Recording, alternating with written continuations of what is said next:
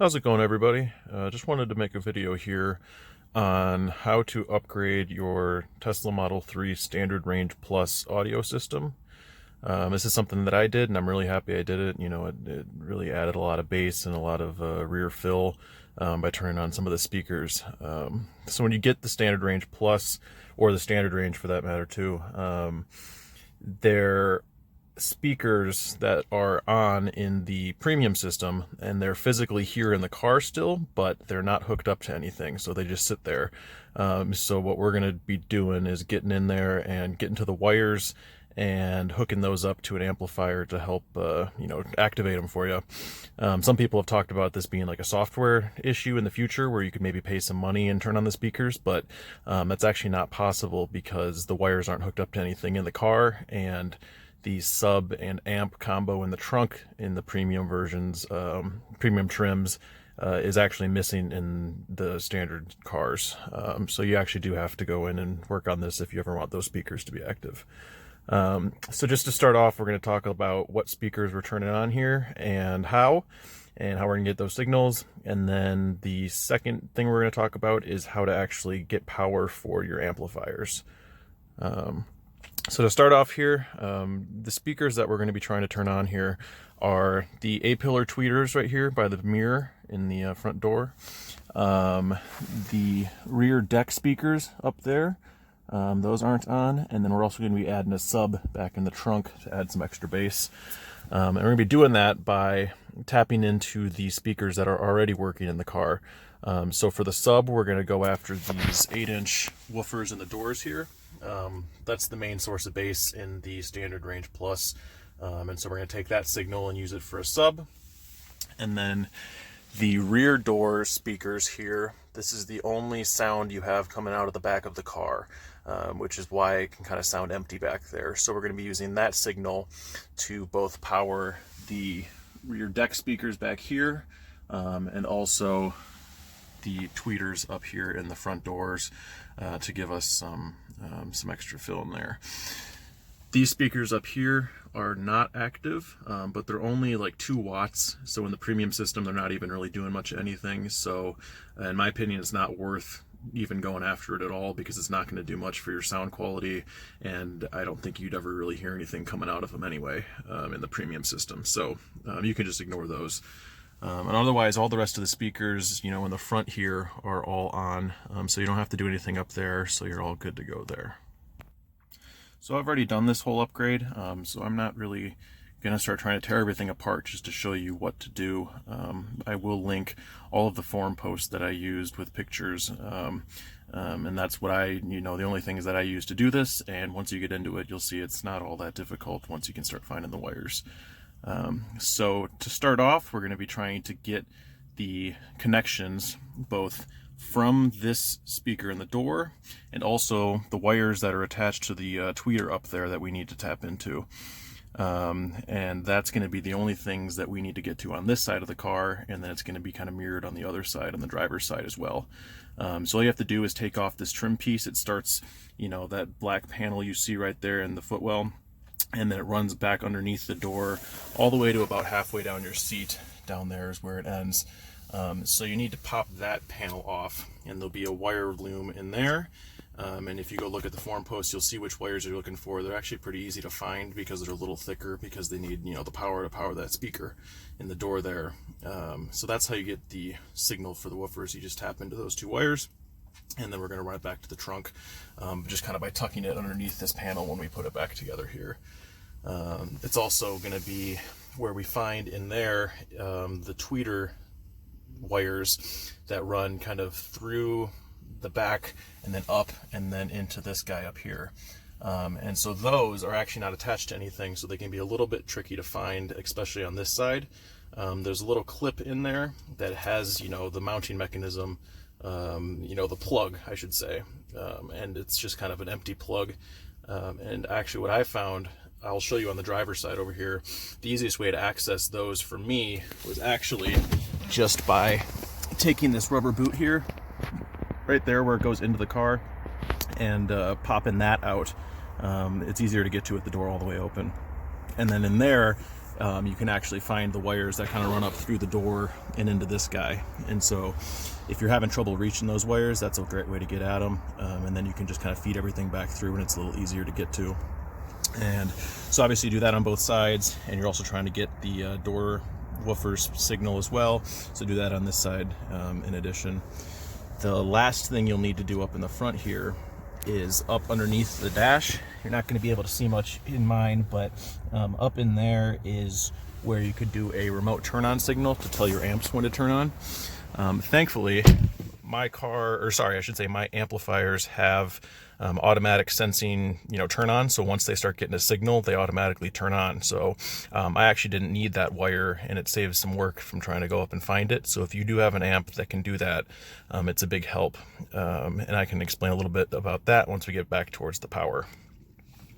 The last wires that we'll need, so you'll have two coming from here, one that's going to this tweeter and one that's coming from this woofer, and you'll have that on both sides. And the last wires that we need are actually going to be coming from the rear door speakers right there. And I'll show you on the passenger side. The easiest way to get at those is just by popping off this trim panel here.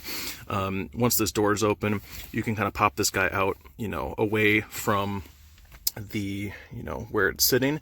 You don't have to completely remove it. You can pop it out enough where you can see the wiring bundle in there, and by looking at that form post you can see which wires you're looking for, and so you can just kind of tap those, run the wire down underneath and then back. In order to kind of get at some of this, you'll have to remove the rear seat, which is really easy. There's a clip down underneath here. And if you just kind of feel along, you can see it. Mine's right here, and there's another one on the other side as well. You just kind of rotate those a little bit, and then the whole back seat cushion comes off, which is really great. And once you do that, you'll be able to remove, right behind where the seatbelt buckle is, that whole trim piece comes off. This piece down here, where you can see where that seam is, you can remove this guy, which wraps around, which is really helpful because you can hide wires under there. And then this guy is part of the big upper panel. You don't need to remove that one. That's the one you can just kind of pry away enough to get at the wires. So back underneath, this guy is where I have all those wires ran, and you should have 3 of them on each side. So you have one coming from this guy right here, and then you'll have one coming from the front door woofer, and you'll have one that's going to the front door tweeter there.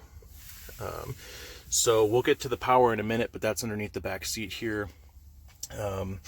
There's also, while you have this guy removed, and we'll fold down this back seat and I'll show you a little bit better, is where the wires that go to the rear deck are attached.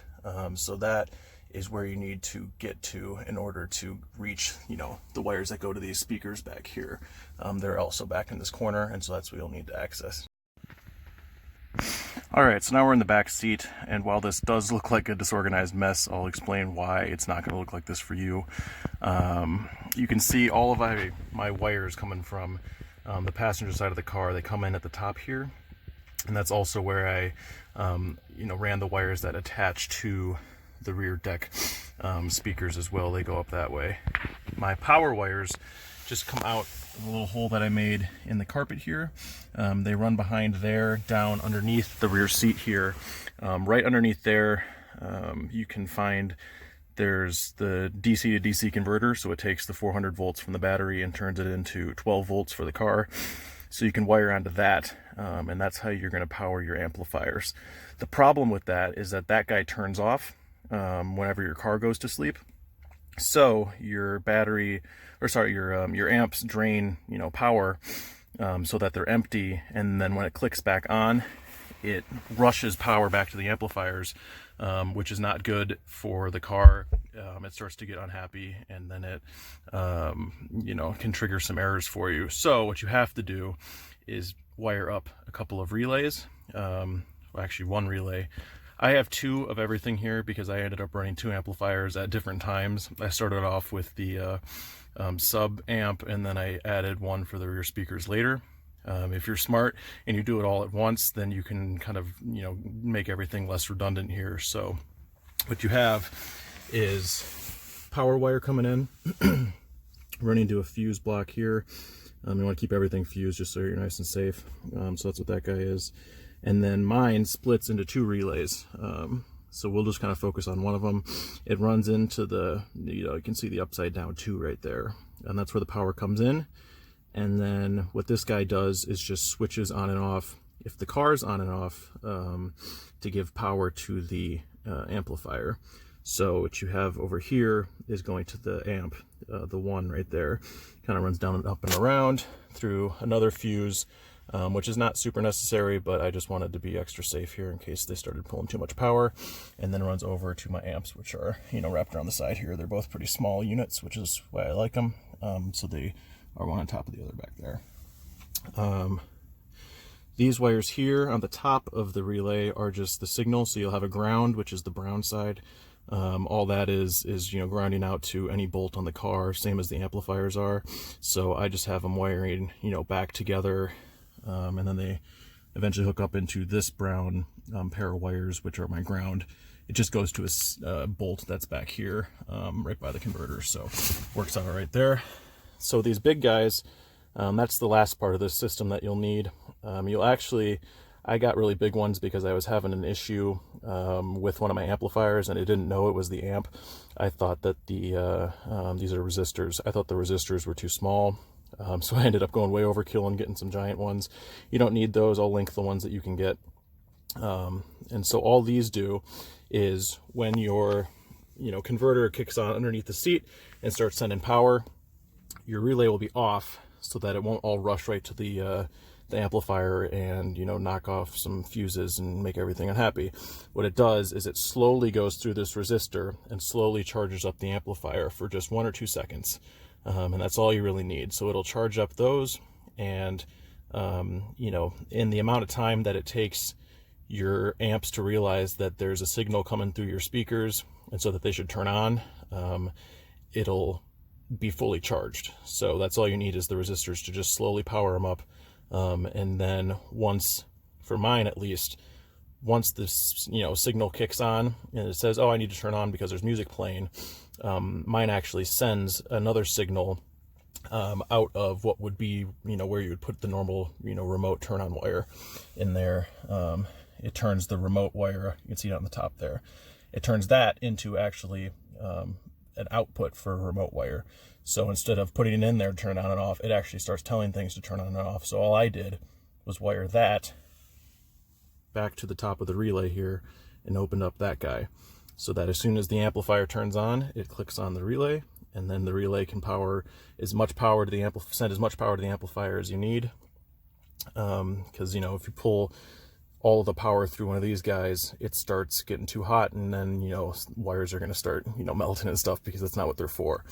So what you want is to have a relay like this that it can power. I know that's kind of long-winded and doesn't make a ton of sense if you're hearing it for the first time, but what you're going to want to do is go read some of those forum posts where people have had some issues in the past, and this is how people have found you can solve it pretty permanently. Kind of looks like a rat's nest back here, but it's actually really well fused, and everything stays nice and cool. Nothing's drawn too much power, and I like that these amps that I have also have little fans inside as well that help cool everything down. That's about it. I ended up putting my my sub here because I already had this box built, and it was just a little too big to fit in the underneath part of the floor in the very back of the trunk. So you actually can go put it down there if you want to do that, and just run the wires a little bit further. Makes for a little cleaner install and doesn't take up any trunk space. But as it is, this isn't all that bad. If you fold down the other seat, still have a pretty large amount of trunk space off to the side here. So anyway, if you got any questions, let me know. You can post them in the comments and I'll answer anything that I can. I'll link to all of the components that you can see here, including the amps and the sub that I have, and the wiring kit that I use to just have some wire to use. Yeah, thanks for watching.